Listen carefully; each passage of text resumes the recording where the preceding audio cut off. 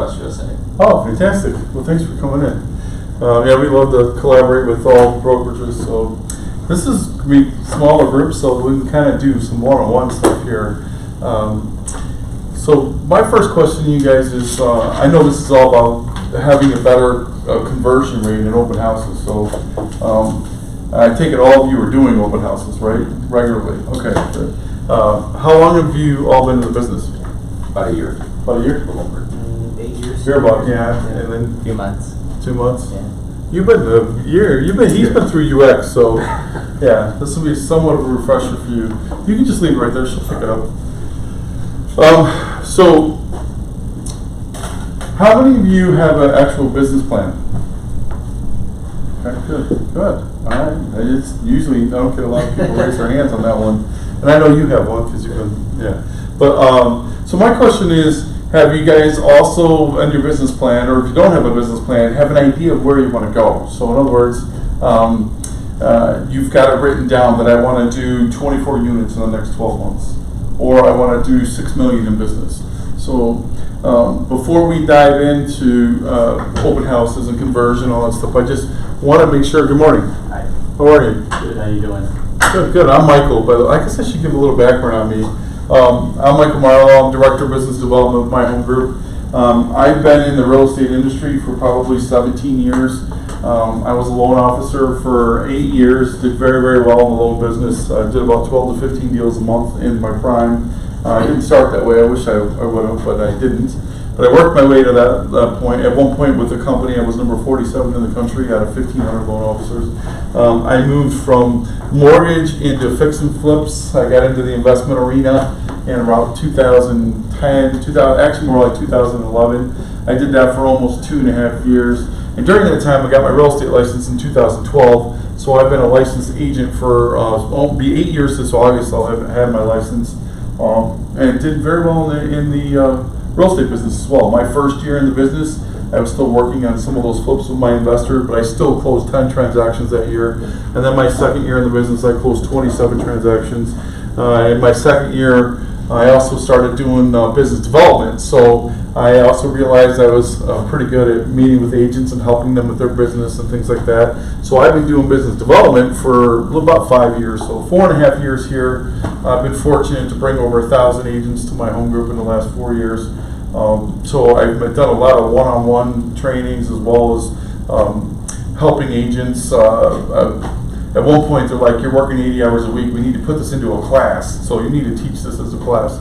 So that's why I do business development every other week here at the company. And really, for some, it's I just got my license. What do I do? So, and then for others that have been in the business, they call it the kick in the pants they needed to really get going. So lately, I've been getting questions about open houses because I talk predominantly about open houses in that business development class. And out of that class was talking about more of a converting, closing. How do we? It's great you're showing exactly how to do an open house and how to create success in an open house, and how do we get a better close ratio. So that's what today's going to be about. So, how long have you been in business? I'm sorry, About 3 years. 3 years, okay. And open house is something you do, right? Okay. So I want to make sure this is something you really want to do, because I'm going to not only get into the numbers, conversion rates of open houses, but then in how we really have a successful higher close ratio with your potential clients. So, when I first started real estate, I was actually flat broke when I started. So I had to borrow $80 literally to get my real estate going, because in 2009 is where it started getting really ugly for me. 2008. I went through a divorce. The mortgage industry was shot. Now I'm doing these flips, and I ended up being more of a consultant in the flip arena. So I did do okay, but everything was so bad from the divorce. I was so behind on everything that when I got my license, I was like, crap, I'm broke. I don't know how I'm going to do this. I don't know how to go back to corporate world, because I've been out of corporate world for so long, and so I was looking for a job. But about $80 got started. In 3 months, I almost gave up. And part of it was because of the way I was doing the business. And new agents probably can appreciate this, but I thought that I needed to know everything there was to know about real estate before I even began.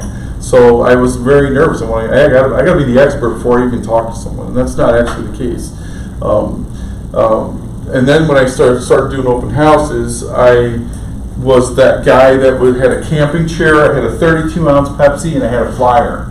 And I was just in a 3-point stance waiting for the door to open so I could tackle them. And literally I'd be, sometimes too excited because I was broke. And I was literally in their face with a flyer saying, "Oh, thanks so much for coming to the open house. You're going to love this house. You got to check this out. Here's some information." And then I just scared the shit out of them. And can I say that here? Oh, actually, this is recorded. I shouldn't have said that. But I had to then realize that I needed to change some things because I was really scaring people out of the open house that I was actually building a relationship with them. So let's talk about open houses in general before we get to the close ratio. I'm going to share with you a little bit about what I do in an open house. And so again, when I first started, I was overexcited and I was just chasing people out the door. So here's what I do now. So one, I'm going to go through some basics before we get into the closing conversion. So I try to have as many signs as I can. So I'm looking for open houses in an area that I can have maximized signs. And the reason I say that is because Scottsdale and Chandler, I don't know if you guys know, but they have sign restrictions in those areas. So you can only have so many signs out.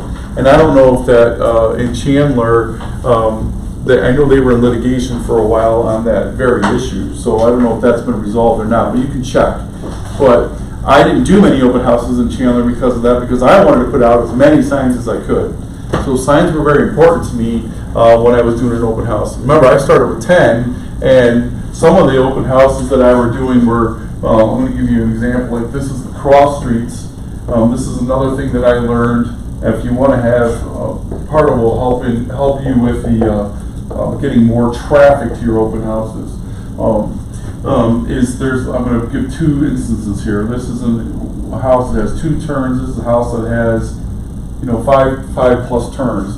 And when I first started doing them, I was just doing any open house. So it's like, oh, you got one I could do? Great, I would do it. And then it turned out to be a house like this that would have 6 turns. Well, I have 10 signs. So 6 signs I had to use just to get to the house, and then I only had 4 signs to try to drive traffic. Does that make sense? So I started, wait a minute, I don't want to do that because I'm only getting 0 to maybe 1 or 2 people through, and it was because I didn't have the exposure. Does that make sense? And so I started now then searching for my own open houses, which is what I highly recommend each of you do. And if you want to get into the step-by-step how I do that, I'm just going to say it out loud. I'm not going to draw it out like I normally do. But I do vacant properties only. I don't, unless it's my own listing. And what's great about this company is we average over 1,500 listings a month. So there's no shortage of finding open houses out there. But I go on a mission and I try to find the perfect open house, if that makes sense. So what I do is I do vacant properties only, unless it's my listing, and then I pick a price point. My price point's between $225,000 and $400,000, and the reason I choose that is because it's high traffic. That's where most of the homes are being sold, and that's where I'm getting predominantly more people through in that price range. And then I pick my area. And we were just talking a little bit about that. I stay away from Scottsdale and Chandler in some areas because of the sign restrictions. I now have over 20 signs I can put out. So I'm going to go to a place where I can put as many signs out as I can. And that's why. Do you have a question? Yeah, just out of curiosity, how many signs are you allowed to do for Scottsdale? Because I'm not against doing Scottsdale. No. I mean, how many signs can you do? Because I put like 15 signs out and nobody's ever said anything. Well, that's good, but I think in certain parts of Scottsdale there are. It's the same with Chandler. I put Same in with 20 Chandler. signs, 18, 20 signs. You put 20 signs out? Sure. And you're not there. Well, they might be still in litigation, which is why they're not taking them.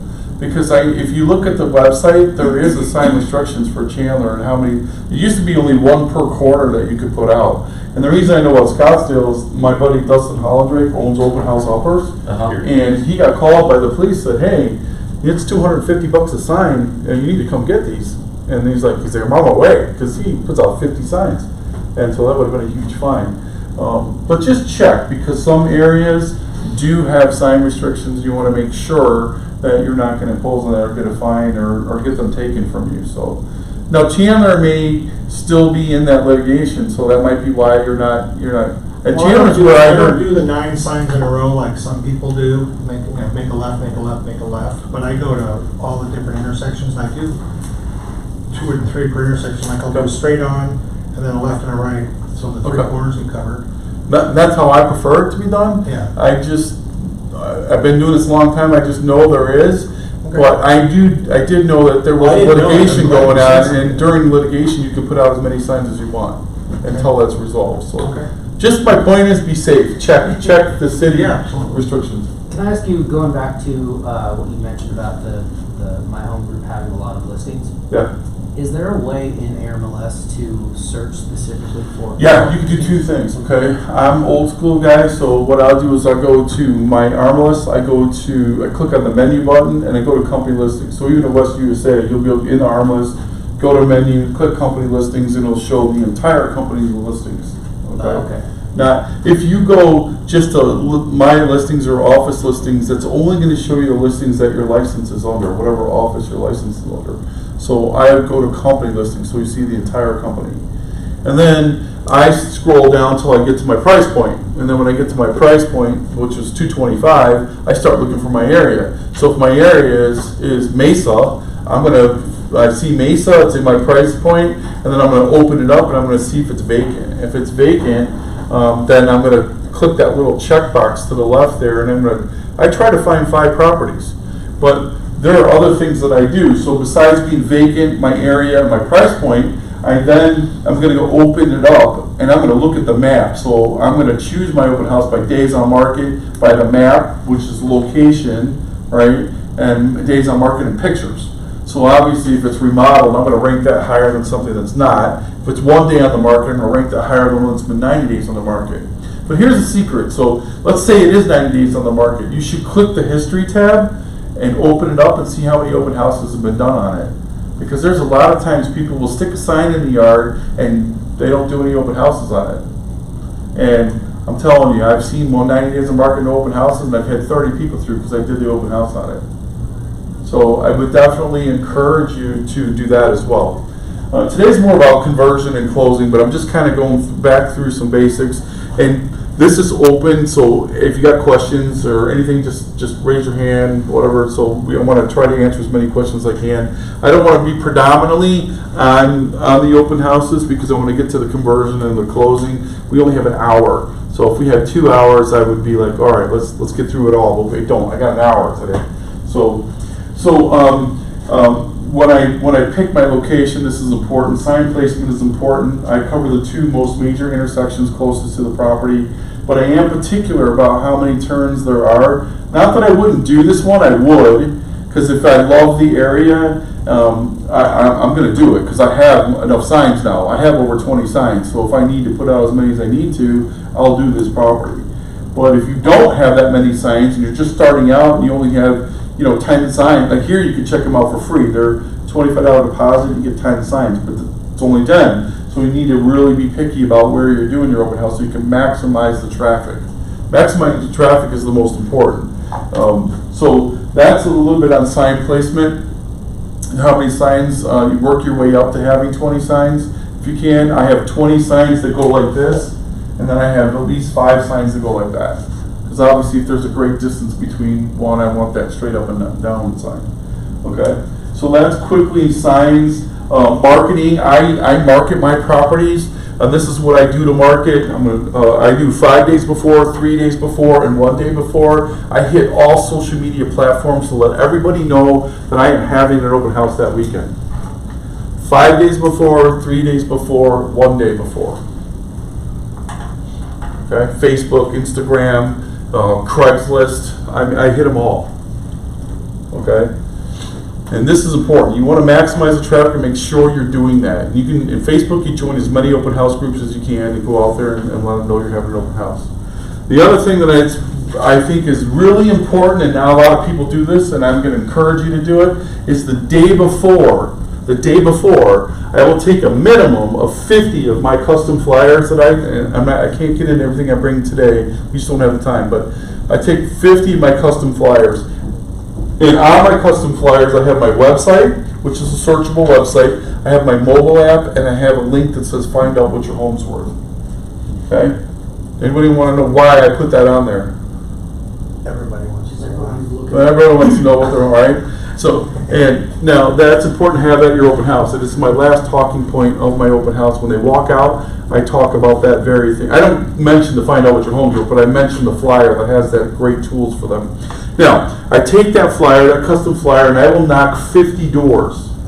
I'm going to go invite 50 people that near that house. If you want to do more, do more. If you want to hit 100 doors, hit 100 doors. But the day before, and I'm going to tell you, you're going to get more traffic if you do this, and go door knock those neighbors and invite them to the open house. I do not try to get their business. I'm not trying to get a listing. I'm not trying to do any of that. I will knock on the door, and they will come to the door. Oh, no solicitor. I'm not a solicitor. I'm a real estate agent. I'm holding this open house tomorrow right down the street from you. I just wanted to personally invite you to come by. We would love your opinion on the home. Here's a flyer. Hope we see you tomorrow. And I'll say, oh, okay, thanks. And most of the time, they'll take my flyer. Very rarely do I get the door shut in my face or no thanks. It does happen, but I'm going to go and personally invite 50 people. I want as many of those neighbors in that open house as I can. I hope you guys do. I love nosy neighbors. I want them in there. And one of the reasons that I want them to be there is the way that I do my open house is it's very professional. I have a lot of stuff going on in my open house. And I do that on purpose because I want those neighbors to come in and go, wow, I want this guy to list my house. Because not only are there 20 signs out there, he's got 4 tables of information, he's got stuff all over the open house that brings a lot of value and a lot of information, not only about the market, about that area. There's a lot of resources for them to take with them. And I'm showing them that I'm a trusted resource. I'm someone that's going to provide a lot of information for you. I'm going to help you through this. I'm going to help you sell your home. So that's the other reason I do that. So, and that's important. So if I used to be just in a camping chair and a flyer, and I'm telling you right now, there's not a lot of people go, I want that guy to sell my house. Doesn't matter how good I am at talking with them and all that, it just doesn't really, it's not as professional as the way I do it now. I treat my open houses like an office too. So I'm constantly working in my open house. I'm not just sitting there playing, I don't know, what's your game? Toon Blast, whatever it is, I don't know what it is, but I'm not playing a game, it's my point. I'm actually working. I'm sending out emails, I'm doing research, I'm putting people into my system if I am, I'm updating my database, all that stuff is what I'm doing. I treat it like an office. Hopefully you're too busy to be doing that. You're having a lot of people through. So I position myself to the front. If that's the front door right there, I'll have my table set up with my computer on it. I've got my stuff, buyer guides, seller guides, my flyers. I've got mortgage information flyers. I've got other properties for sale. I've got my Altos report. How many know what that is? Okay, so some of you know what that is. That's an important thing you should have at your open house. That is a market snapshot of what's happening in that area. So it's very important. I have that there. I have 3 to 5 other properties that are for sale in the neighborhood, at least, minimum, and they are on the wall. Why would I put them on the wall? Scatter things around the house. I'm sorry? Scatter things around the house. So Yeah, get around. People are, what's this, right? That's my secret. I create 5 what's this. So people are curious by nature. So why not put a bunch of stuff out that they're going to walk up to? Remember, the house is vacant. So when I have a table full of stuff like this sitting over here, what do people do? They will walk up to it and they will, what is all this stuff? And that's an opportunity for me to have a conversation. So I'm trying to create 3 to 5 opportunities to talk with them. So I'll have pending, closed, and active listings on there. I'll have my Altos report on there, buyer guides, seller guides. I have mortgage flyers on there. You should have 2 or 3 different mortgage programs out there. I'll give you a good example because Home and Fire, how many heard of that? Okay, so I train a lot of people to do open houses. I've done a bunch of them, and I had an agent that did a great job. She knocked it out of the park, and they liked her. And at the end of the tour, how many of you give tours in your open house? Some people say, start offering tours.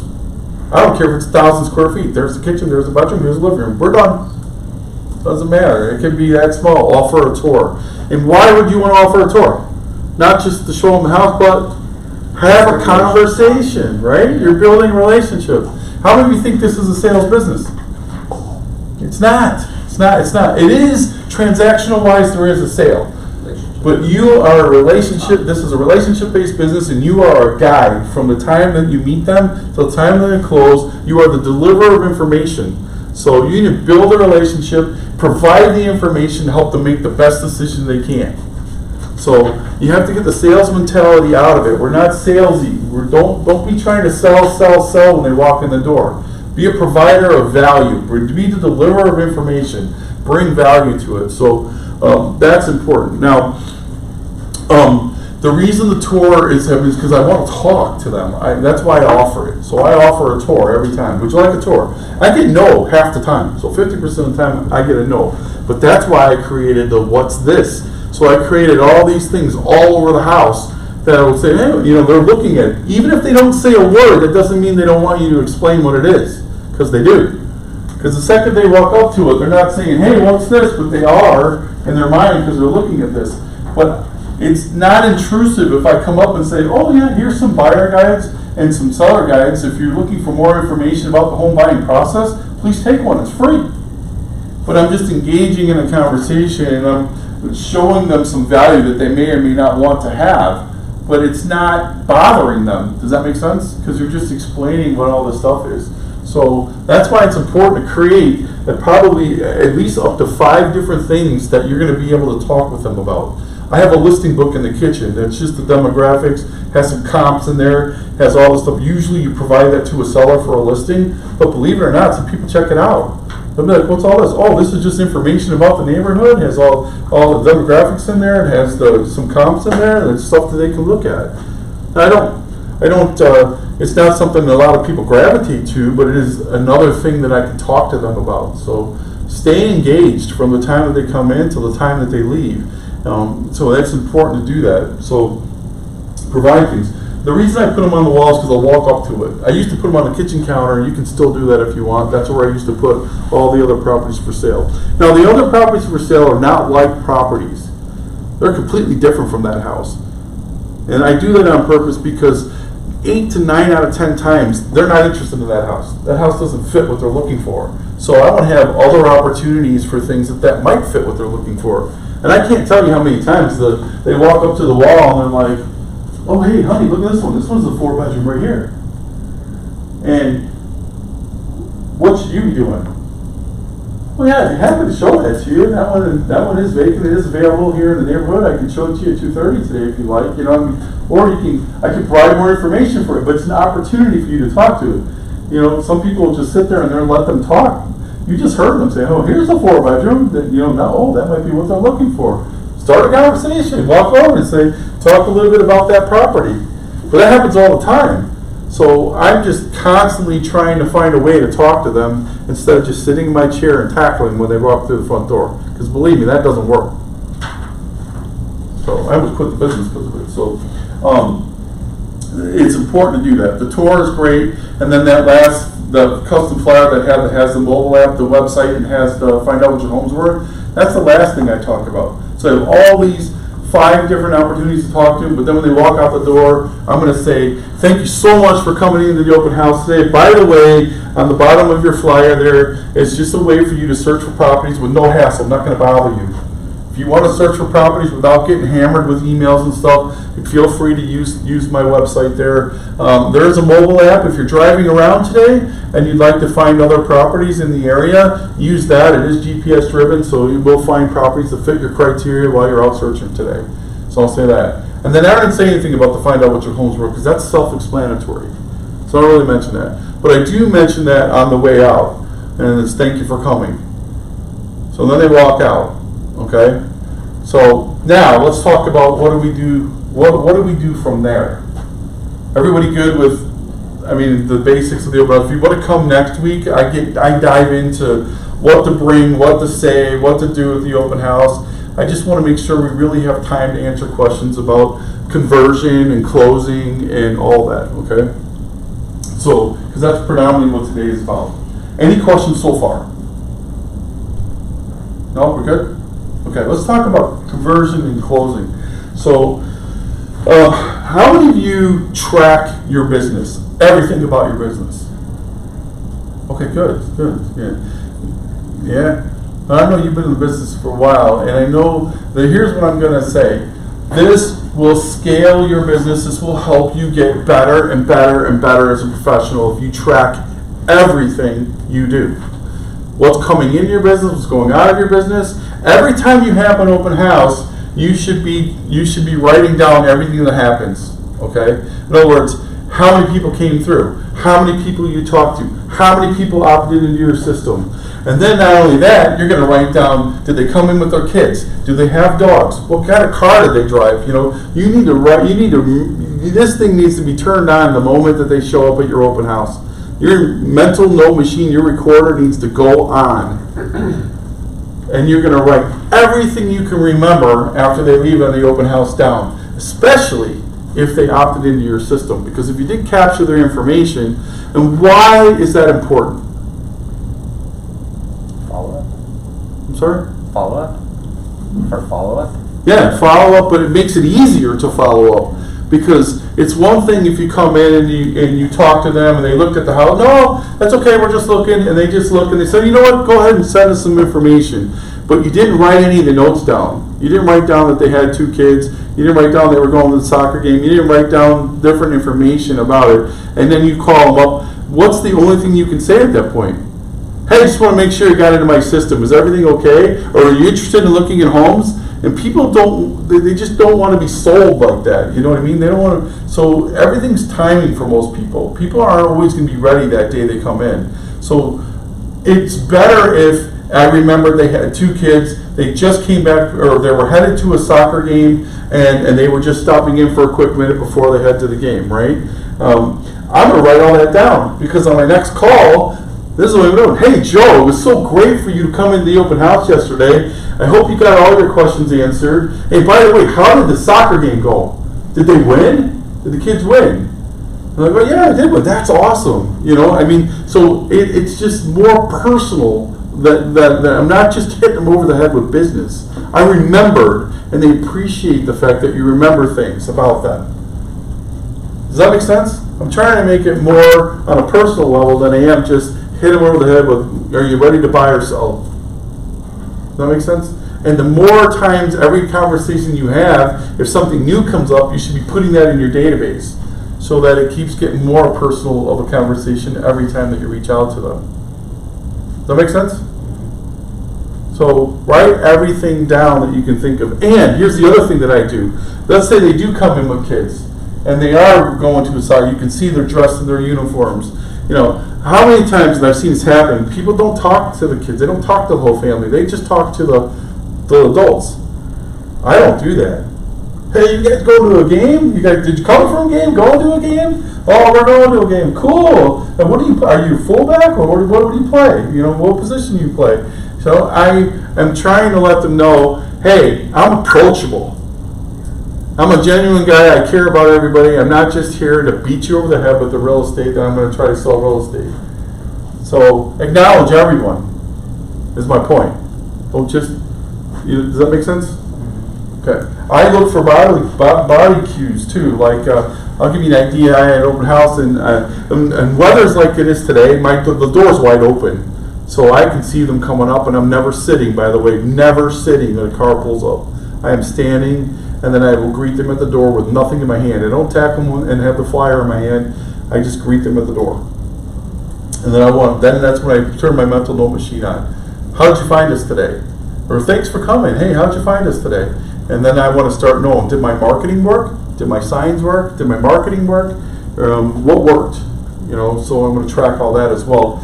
And then that's when I start remembering things. So I greet them at the door, invite them in, take them on the tour, all that stuff. So, any questions? So a question real quick about greeting them at the door. So I've heard different trains of thought of that. I've heard people say that more people prefer to go ahead and be able to come in and not have a salesperson near them, and other people say, no, you greet them at the door right off the bat. And just curious what you think between those two. Well, I never force anybody to do anything, so as soon as I greet them at the door and I'm like, hey, what brings you in today? And they're like, oh, we're just out about looking for houses, or they're serious buyers, and they usually give me some information at that point. How did you find us? Did my signs work? You know, I might say something like that. And then when I have 25 signs out, they're like, yeah, no problem finding you. And I'm like, great, I'm glad I had enough signs out. Try to make it funny, things like that. But then I invite them, would you like a tour, or would you like to just look around? And either way is okay with me. So I'm never pushy. I don't try to force them to sign in. The only time I try to force them to sign in is if it's owner occupied, my listing. Then I will put on the door and I will say, my seller requires everyone signs in. You know, just for security reasons. Touching on that, when you were talking about earlier how you want to do only vacant houses, does that also exclude staged homes? No, if it's staged and it's vacant, that's fine, even better, I mean, it gives you a visual, I mean, but the only reason I like to do vacant is just liability reasons, you know, I don't, you know, Sure. vacant, there's not anything for anybody to take, you know what I mean, so, and I don't want anything to happen on my watch, you know what I mean, but if it's my listing, I will sit that thing open as many times as my seller will let me, and then you gotta sign in, security purposes, my seller requires everyone to sign in.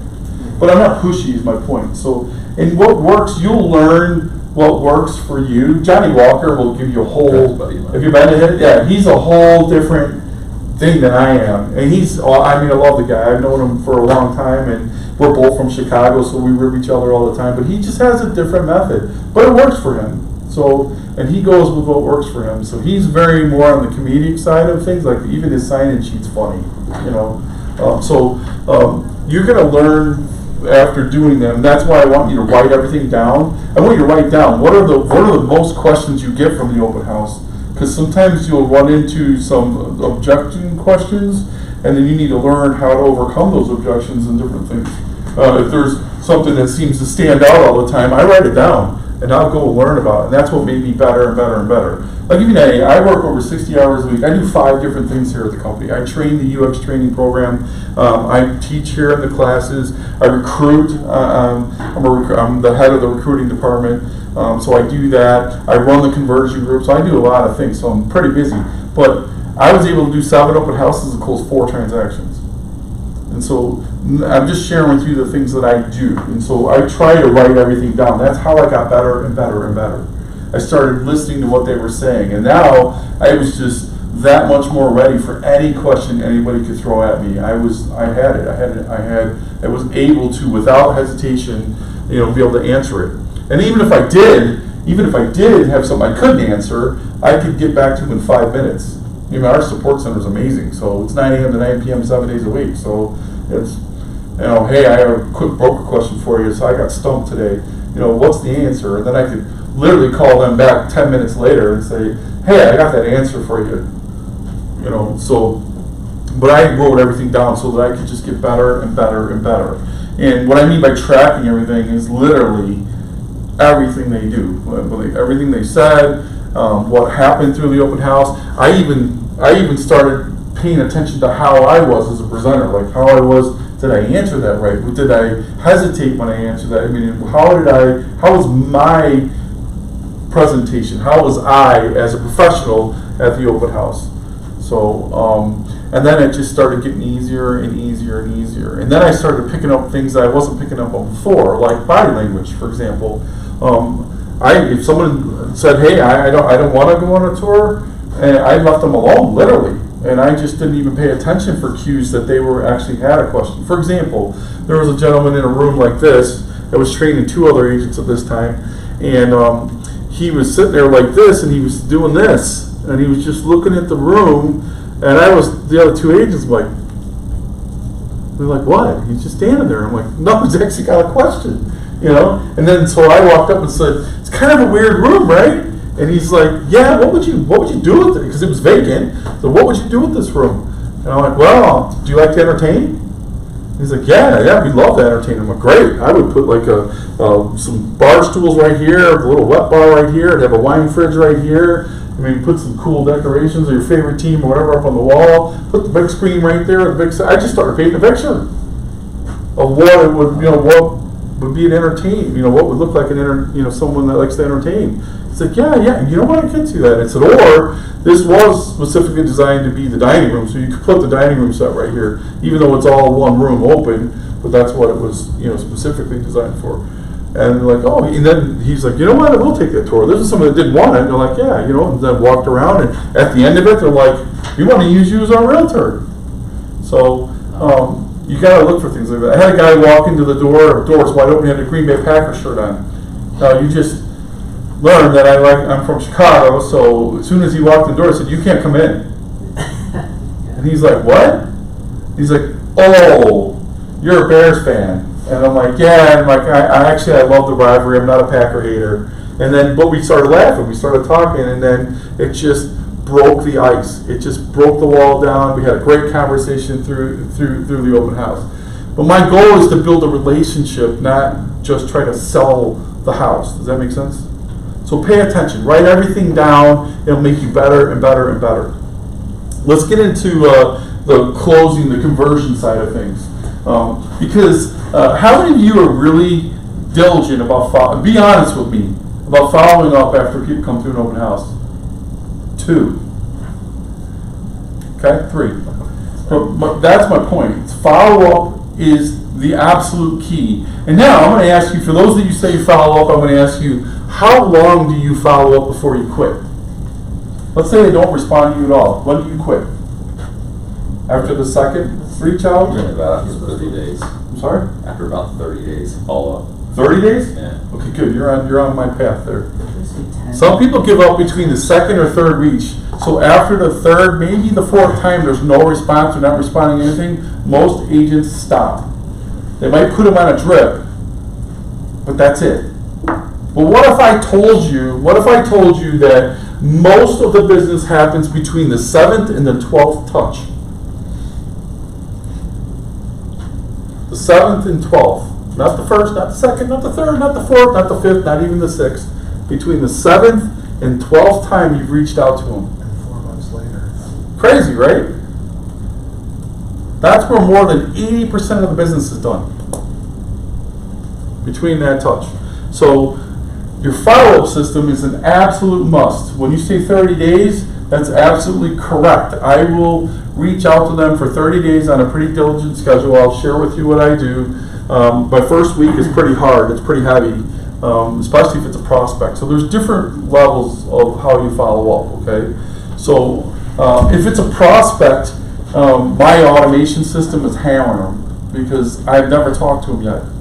So if I haven't talked to them and I'm trying to convert them, I let my prospect campaign hammer them. And then I'll reach out as well. And then and here's how it goes for the first week. So on a prospect, I will hit them 3 times that day, unless I reach them.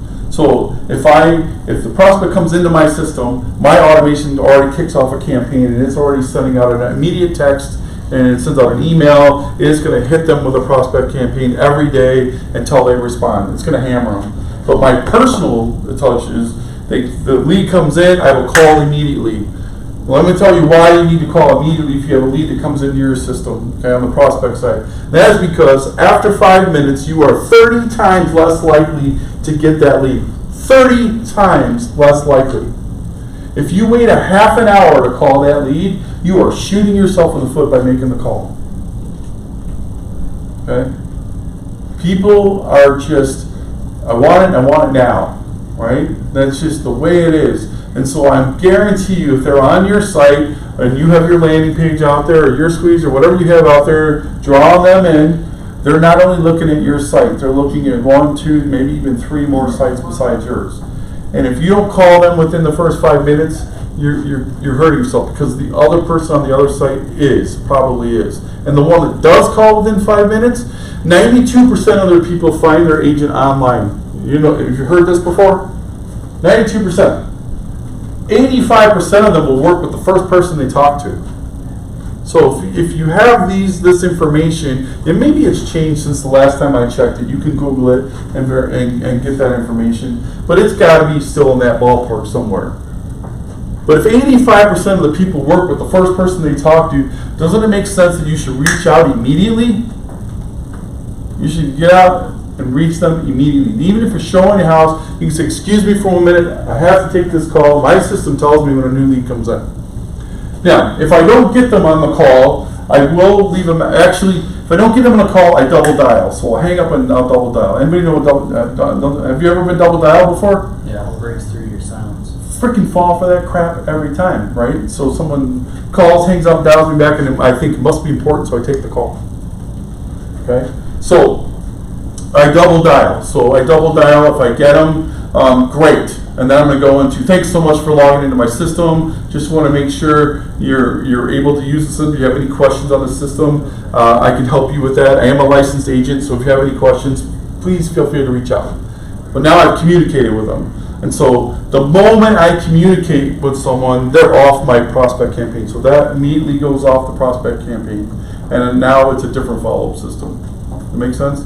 So they don't want to get all that stuff. And the reason is a lot of automation, a lot of prospect campaigns that are automated will send out stuff that, wait a minute, I just talked to you yesterday, you know I'm a buyer. And then that automated email or text went out and said, are you an investor or a buyer? So that's why you need to take them off the prospect campaign immediately after talking to them. Okay. Now open house, here's what I do. So open house lead, I had a great conversation with them, and they did want to opt into my system. So here's what I do.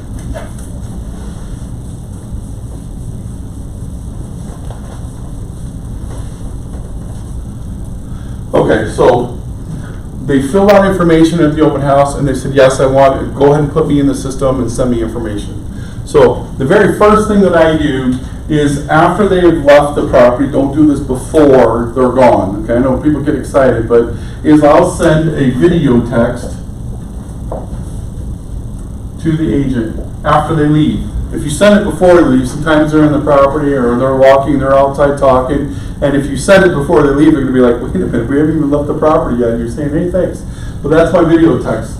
My video text is a thanks for coming to open house. Just quick, on your phone, it is simple, hey, Mary and John, thanks so much for coming to the open house today. It was a pleasure to meet you both. If you have any questions, please feel free to reach out. Have a great rest of the day. Boom, that's it. That's the first thing I do after they're gone. Okay? That's the first thing I do. Now, since they gave me their information to put them into the system, the following day, the next day, I am going to phone call for asking them if they were able to log into the system okay. Make sure they got the link that they can log in. So that's the next thing. Video text, thanks for coming to the open house. The following day, the next day, I'm going to make sure that they got my email to log into the system, and if they logged in okay. If I don't get them, I'm leaving that voicemail. Okay? So what is a phone call? If you get the live call, you're going to say, thanks so much for coming in yesterday. I just want to make sure you got my email to log into the system. If you have any questions while you're in the system, please feel free to reach out and I'll help you through that. I'll answer any questions that you have. You leave that as a message if they don't answer, if there's a live call. Okay? I don't do anything the following day. I let a day go by. And then the following day, I'm going to reach out, and it can be, there's two different ways. There's, how many of you, do any of you use video? I just recently started using more of it, so I have BombBomb now, and I'm starting to really like that. It's really cool, because literally you can create a video within seconds, and it can be a response to an email, text, it's pretty cool. But anyway, I'm starting to implement video more, but if you don't, not using video right now, there could be a text, okay, or an email, just to reach out. And it's just wanted to check and make sure you've got my link to the system, and if there's anything that you need, something like that. Okay. So that's this email. So this is day one, right? Day two is blank. Day three is going to be email, text. Okay. Day four, I skip. This is a skip. I'm not trying to hound them. Day five There's gonna be a call.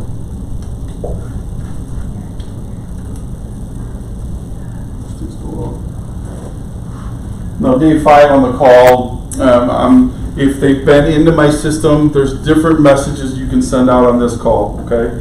Hopefully, by this time, they are been searching for properties. They may not have been responding to you, that's okay. Okay? Now, automation, if they're in my, how many of you have a system with automation? That's what I was just gonna ask. When they're at open house and you say they opt into a system, I automatically do, when they walk away, I do a search for what they gave me feedback. Yeah, that's day 1. I guess I should. So the question mark is, am I emailing them on day 3, or does the automation system, like an open house trail, No, supposed to if be? you have a better set up? campaign built in the automation, it's gonna help you with some of this stuff. If you don't, you're gonna do it. Does that make sense? Yeah, and I CC myself on my open house chain. So on day 3, if I'm sending them properties, here's some more homes you might like. they No, remind you're me- still gonna do it they remind yourself. me You of have your things. personal reach out, and then you have your automation reach out. This is just personal reach out, because I don't know if all of you have an automation system or not. If you have an automation system, this is outside of that. Because my automation system, like you just said, is if they've been searching for properties, my system will automatically send them a like property. So, hey, I just found this one for you, thought maybe you'd be interested in it, but it's just like all the 3 other properties they just looked at in my system. How many of you have a system like that? 2 of you, okay. So those of you who don't have a system, you're gonna be doing this. And the day 3 could be, I guess I should say here, day 1 you send the video text, day 2 is the phone call to make sure they put in the system, but you're gonna make sure they're set up on a portal in the MLS. Because if they've given you information, then you're gonna send them on the portal. Well, not everybody gives you that information. Just so, if they're looking for a 3-bedroom, 2-bath home in Mesa, or wherever they're looking for it. But if they give you that information, you're gonna set them up on a portal, and that's gonna be the same as day 1. So you're gonna reach out to them. If you have your system, make sure they log into the system. But if they did, you're gonna make sure they got the portal.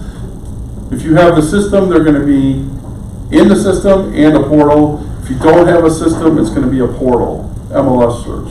And then either way, your day 3 is gonna make sure that they're receiving the information, because if you skipped here, you're gonna make sure they're receiving the information. Did you get the information that I sent? Did you get your, I think they get a login for the portal, so you make sure that they receive that email for the portal. I guess I'm so used to having the automation combined that I forget that some people don't have it, so I apologize. But if you don't have it, they're on the portal, make sure that they're receiving the information. And day 3, if your automation isn't it, and you can see, because when they're set up in the portal, they look at a property, you can see that they looked at it. You guys know that, right? Yeah. Okay. So if you can see that they're looking at it, you might personally, since you don't have a system that does it like mine, you're going to go out and find the right property for what they're looking at and send it out to them. Hey, I found this one that might be of interest to you, and that's where this email text is going to be. If my system's already in it, my system's going to send an automated system on my behalf. But you should be reaching out either way. And I look for open-ended questions added to whatever I'm sending out to try to get them to engage. Like, for example, when I got to this level, I had parents that were helping a son buy a house in Mesa. He was actually going to a dental school, which was in Mesa. And I had him on this portal search, but I had found a property that was just outside, like literally just 1 street over from where they wanted to be, but it was everything that they were looking for. And so I sent it and said, hey, this one's just 1 street outside of your preferred zone that you want to live in. I thought maybe you want to check it out. So I sent that. So, and if you're doing it yourself, you're going to look for things like that to reach out to them and get them engaged. By the way, those clients that engaged with me for 4 months, like I thought I lost them, but I kept sending them, and this is when I didn't have automation. So I did this for 7 days. So day 5 was a call. Just wanted to check in and see if you had any additional questions for me, or if you need to change the search parameters because they didn't respond to me. I would say I'm happy to change that for you if you want. And I left an open-ended question, like I was trying to get them to reach me. So this was an old call with an open-ended question to try to get them to engage with me. Day 6, I skipped day 7. I would send out an email or text with the same thing, open-ended question to try to get them to engage with me. But I hit them for 7 days straight that way. The following week, I would do this the same sequence, but only 3 times. So the day 1 would be a phone call, skip, and then I would hit the day 3 with an email, text, phone call, open-ended question, and then I would hit the day 5. So it was only 3 times that week that I did that again. And that was 2 weeks in. And then I did the same thing the 3rd week, and then the 4th week I'd only hit them twice. So then I would hit, probably the beginning of the week and end of the week, day 1 and day 5 at the 4th week with an open-ended question, something to try to get them to engage with me. That was when I did it without my system. Now my system, you can set up the campaign to be as aggressive as you want. And I suggest you're going to hit them for 2 weeks pretty hard. So you're going to hit them all, pretty much the week 1, week 2 like this. Week 3 is going to be 3 touches. Week 4 is going to be at least 2, maybe 3 touches. And then from there, that's the 30 days, and then I go on to just a drip campaign, a monthly drip campaign. And then I follow up with at least, so my drip campaign might be a monthly newsletter or something like that, but then I also follow up with one text. It can, preferably not a phone call, it's going to be a text, email type thing that's going to go out to try to get them to engage. And stay on that once a month. So you have 2 things going on, the monthly newsletter, and then you have your 1 text, email kind of campaign, if you want, on open-ended things to try to get them to engage. Now, I did that, and I had a client, the one was 4 months, and I was sending all the stuff, I was trying to get them to engage, and they finally responded and said, oh, we've just been busy with life and all that stuff, and we kind of put that on hold for a little bit, we're ready to go again. They came out, we wrote a deal, closed. I had a client that I did this for an entire year, so it was very aggressive in 30 days, and then after that, I was hitting them twice a month for a year. I actually got good with the open-ended questions because I started being funny and I started doing something. I still couldn't get them engaged. But then 12 months later, they called me and said, hey, you remember me? We met you in an open house a year ago. We're ready now. And they were $355 cash buy. So you need something that aggressively for 30 days that you're going to be following up. I do prefer an automation system if you don't have one because it's going to help you with a lot of this stuff. Plus, whenever you move them through milestones, I have a prospect campaign, I have a buyer campaign, seller campaign, so I have these open house campaign, so you can move them from a milestone. So if they're an open house and then now you are working with them as a buyer, well, they go from my open house campaign to my buyer campaign. Because open house campaign, I'm still aggressively trying to get the meeting so I can do a buyer consult, so I can get out to show them property. So my buyer campaign, my open house campaign is different than my buyer campaign. My buyer campaign is going to be more towards, the process and how that works and tips and things they should be researching and looking for throughout the home buying process. So that's my buyer campaign. Seller campaign is going to be on the selling side. What to expect, the process, things like that I have throughout the campaign. So they should move from campaign to campaign, not just stay into the open house campaign forever. Once you've established that they're a buyer and you're working with them, they need to go into a buyer campaign. And that's why I like automation, because a lot of this stuff will go out, and I know you have it, so it goes out, it really helps. It goes out for you, and then you add your personal touch points that you had.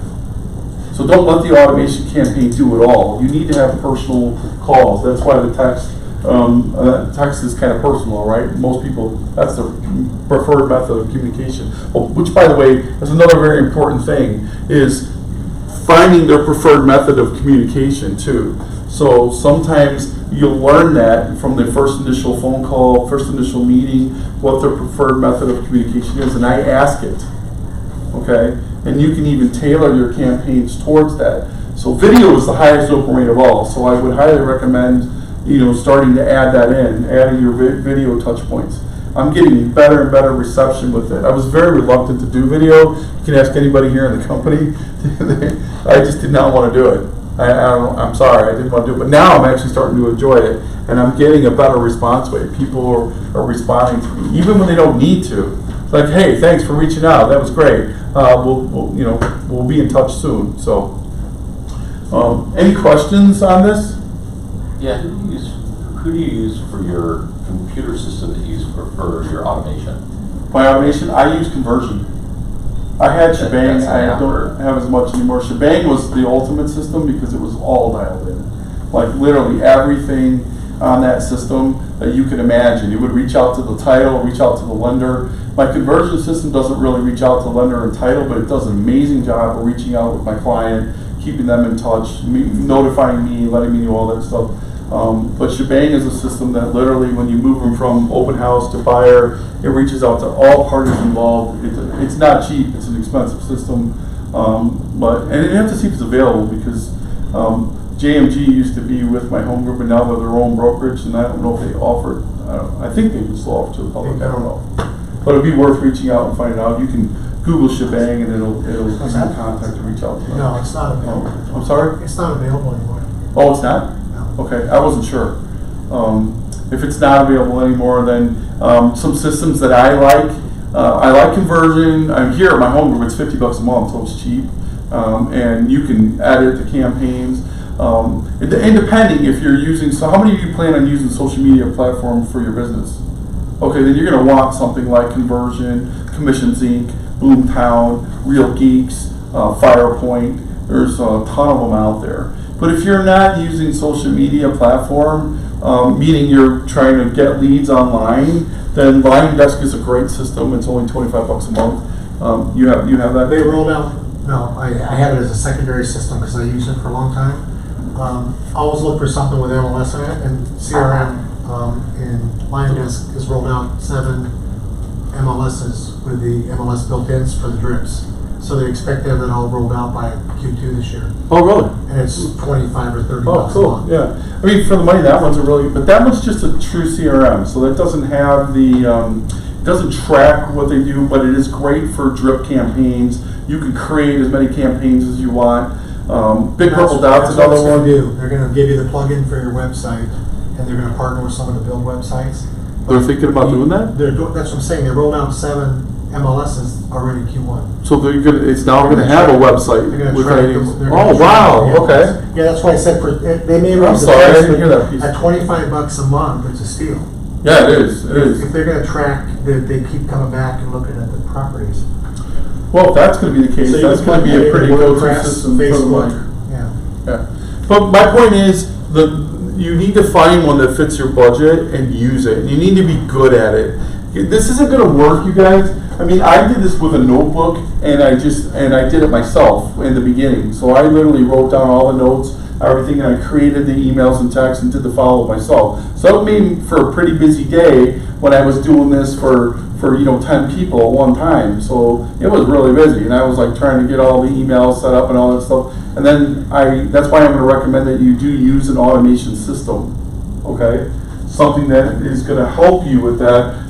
Now, you're going to need to spend some time and build the campaigns, because that's the other thing that most agents don't do, is they don't really spend the time to build the campaigns, and they'll use the generic campaigns that are in the system. And while they might be all right, you're definitely going to want to tailor, like Johnny Walker's different than me, right? He's an amazing agent, but we both have different ways that we communicate. So that's why it's important to build a campaign that's centered around who you are. It needs to be you. So take a campaign and make it you. Does that make sense? So it sounds like it's coming from you, and it's not, just a generic campaign. So spending a little bit of time to be proficient at the system you're using is going to go a long way. And you should have a minimum, a prospect campaign, you should have an open house campaign, you should have a buyer campaign, and you should have a seller campaign. At a minimum, that's what you should have. And you can get as custom as you want for other things, other campaigns that you want to create.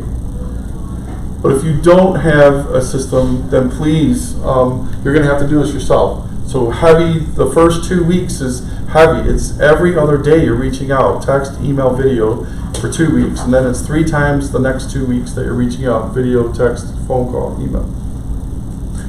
So to capture the person coming through, their information, using an app on an iPad or handwrite, or like a registry? Yeah, I have a feedback form. I have 2 ways that I do that. So that's a good question. So I have my iPad up set. The Conversion has an open house feature on it, and so they can opt in right there. It'll say open house sign in, and they can sign in. When they do that, I love that because it goes right into my system, and my open house campaign will kick off to them. And your open house campaign will send out the text, it'll send out the email, send out all that stuff the way you set it. So you can set it. So they may sign in. It's not, you could have something send out immediately to them if you want, or you could set the system so it'll send it out either later that day or the next day. That's my point, creating a campaign to set it how you want to. And then I have my feedback form. So my feedback form is the way that I capture most of my information. I don't have the sign-in sheets anymore. I don't do that anymore. I just have maybe 40% success rate with that, or maybe sometimes 50% success rate with the sign-in sheet. So my feedback form is now like a sign-in sheet and a feedback form all in one. I don't have one. I thought maybe I had one in here. If you want a copy of one, just email me and I'll send you the one that we use. It's Michael Marlowe, MARLOWE at myhomegroup.com, and I'll send you the one that we use for our UX thing. But basically, it'll say name, email, phone number, are you a buyer or seller? It'll ask some questions like that, and it has a comment section. And then right next to it, it says feedback, and it'll say rate the kitchen 1 to 5, and it'll have questions like that on there. And what I do, this is my script. Remember when I greet them at the door, and I'll invite them on a tour. If they don't go on a tour, it does not matter to me if they do or they don't. And I'll say, okay, great, come on in. If they want the tour, great, I'll be right back. And I come back with information on the home. So, and if they don't want a tour, I'll say, okay, great, no problem, have a look around. I'm going to get you some information about the home for you. And so I'll go and get my clipboard with the feedback form on it, and it's one page.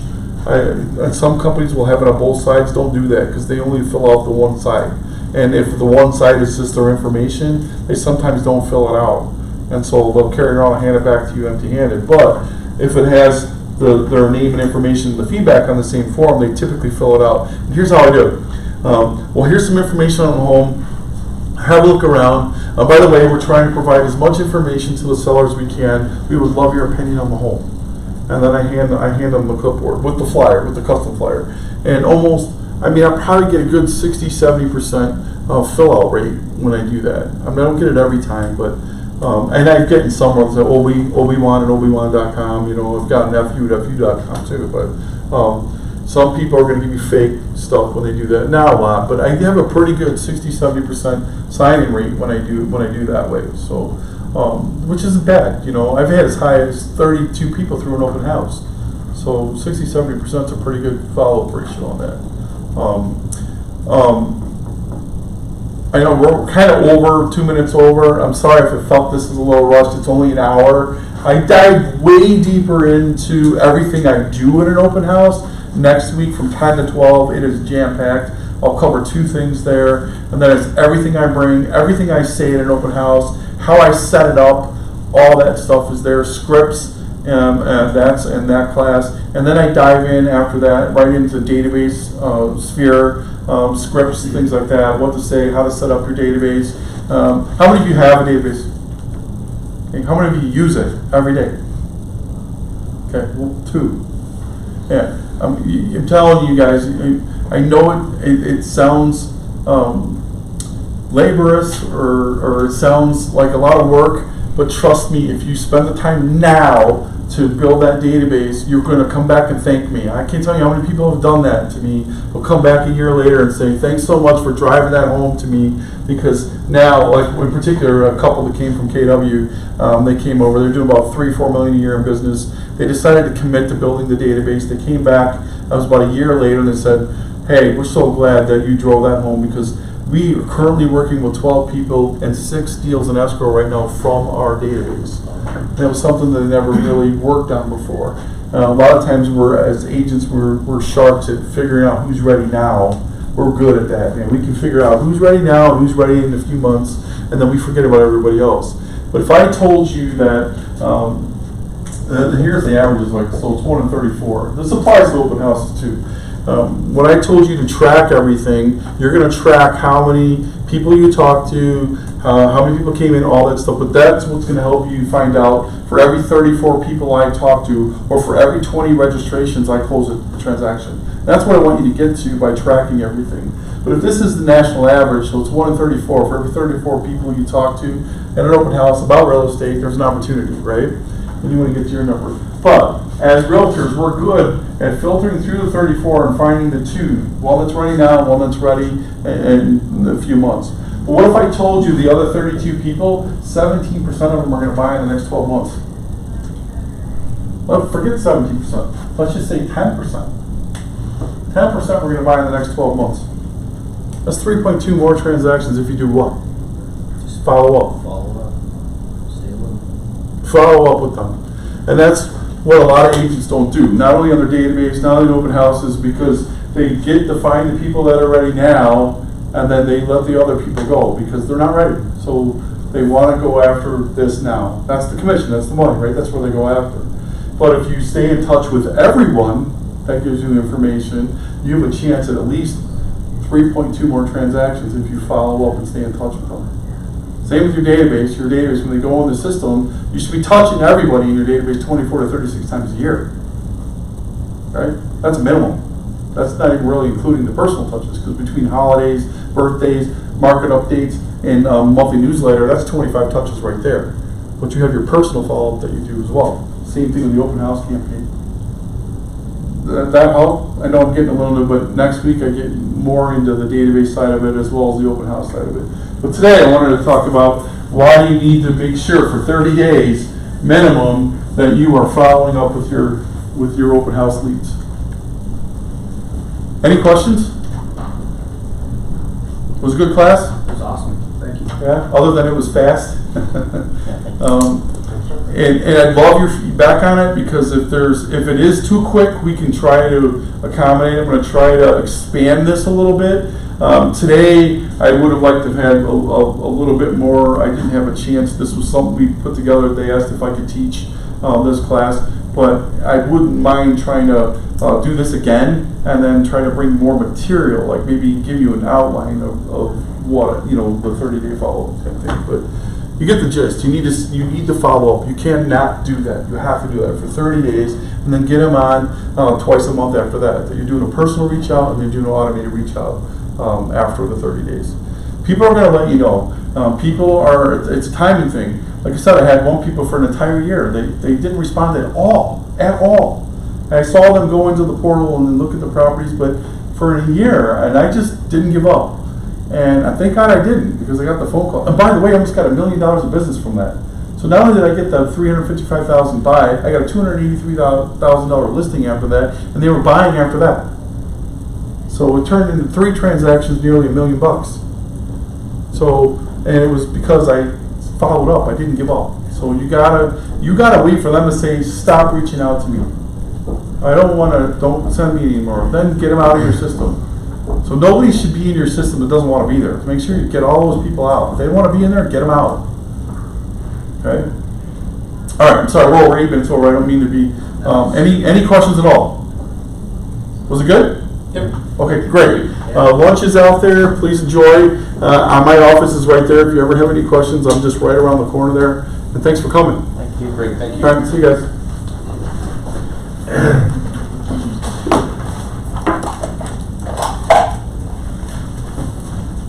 Okay, this is probably a dumb question. Can you set up a portal in the MLS for people? Because what I use, so like Western said, we have an app that I usually sit there and do all about the app and whatever else like that. But it's not a specific portal to the MLS, so I didn't know you could do that. Yeah, absolutely. Well, when they sign in, and so most of the time, I get almost everybody's info. That's awesome. I don't always get everyone. I get some, but I don't force people all the time. So if they say no, I'm not interested in them. I usually don't. Some people don't waste my time. Yeah, right. On people that are. Right. Yeah. But when they do in my forum, they might say, yeah, I'm a buyer, and sometimes they get descriptive. This is what I'm looking for, because then I'll let them know. I can set you up on a portal, I'll send you properties, or you can search my site for your own properties if you like. But when I have that information, I'll put them on a portal in MLS. It'll send the properties from the MLS, as well as they can use my system. And I do that. Not that my system may or may not send them something that comes from the portal, but it should. But I don't know. I guess I just use them both because maybe I'm not 100% sure it's going to do everything from here. So that's why I have it. It's kind of a dual thing that I do. Yeah. Cool. Unless they tell me I don't want to be on, don't send me the portal, then I'll take them off it. But I want them to tell me that. And use it extra touch for them, so, Yeah. absolutely. Cool. Thank you. Thank you. Yeah. Thanks for coming. Thanks, Michael. I appreciate that. Thanks. That was one of the